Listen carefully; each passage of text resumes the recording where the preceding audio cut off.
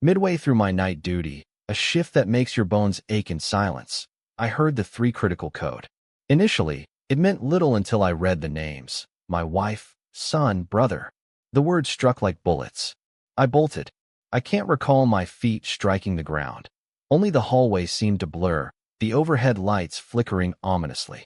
Then, I beheld them, motionless, bloody, unconscious. A doctor intercepted me. His eyes held composure that didn't match the trembling in his hands. "You can't view them yet," he said. In that instant, I was no longer a husband or father.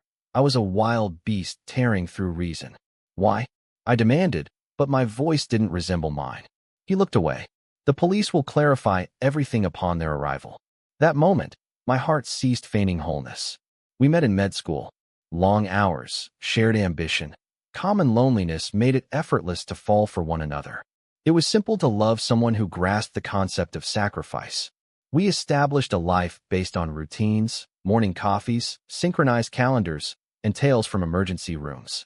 She abandoned her residency after the birth of our son. She claimed she wanted to be present. I trusted her.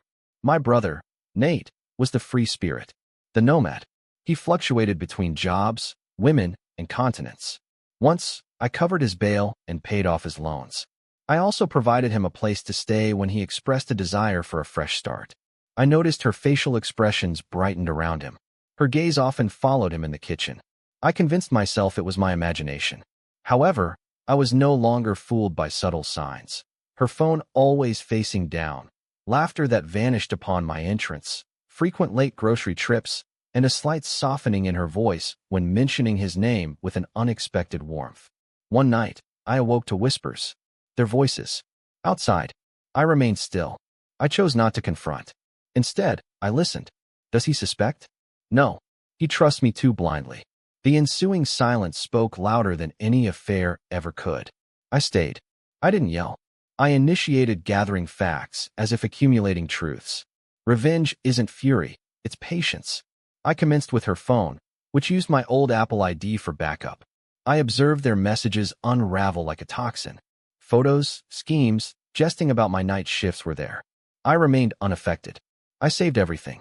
Nate had a tainted past, unresolved charges, expunged but traceable. I delved deeper and discovered a business account linked to him, registered under a fake address, fraud. I employed a private investigator who proved discreet and exact. He unearthed more than I anticipated: motel receipts, video footage. One clip depicted them exiting a room with our son in tow. I utilized all of it. Phase 1, custody. I submitted an application, citing evidence of instability and risk, and my lawyer was merciless. The judge recognized what I needed him to see, and she lost partial custody. Phase 2, exposure.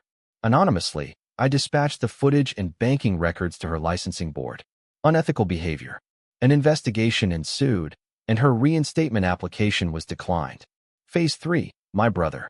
I handed the fraud proof to the authorities via a concerned citizen complaint, which led them to launch an investigation. His funds were seized, his liberty restricted, but that wasn't the decisive blow. That came when I revised my will, excluded her, arranged for all assets to go to our son. Then I delivered the documents with a brief message. This is the only part of me you ever truly cared about. Upon seeing them being wheeled in that fateful night, I had already foreseen. Not the details, but the course. They were on their way out of town. She was at the wheel. Nate beside her, our son in the back. Speed, alcohol, a storm. She lost control. 3 bodies, 1 car, 1 secret crushed by steel and glass. The police arrived hours later. I sat outside the trauma bay, my scrubs drenched in someone else's blood, possibly my own. They informed me of vehicular negligence, alcohol in her system, charges pending. My son sustained a broken arm and minor concussion. 1. She would recover from the coma. Nate was in a coma. One day, she found herself handcuffed on her bed rail. I didn't pay a single visit to her. Not even once. She penned letters, dialed numbers, sobbed into voicemails, confessed her mistakes, her confusion, and still expressed love for me. In response, I only sent one message, the divorce decree signed. My son poses questions he's too young to articulate. I respond with actions rather than words. I accompany him to school, therapy sessions, parks. We piece our lives back together bit by bit. She lost her driver's license.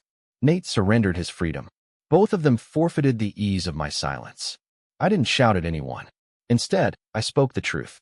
On the night she was sentenced, I sat in the courtroom's rear section. She deliberately avoided eye contact with me and everyone else present. The judge branded her as reckless.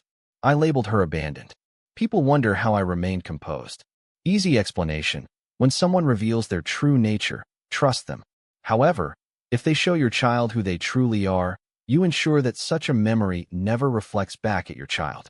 Once a spouse, sibling, and parent, now merely a man rediscovering my value and subtly instilling that realization in others with each silent stroke.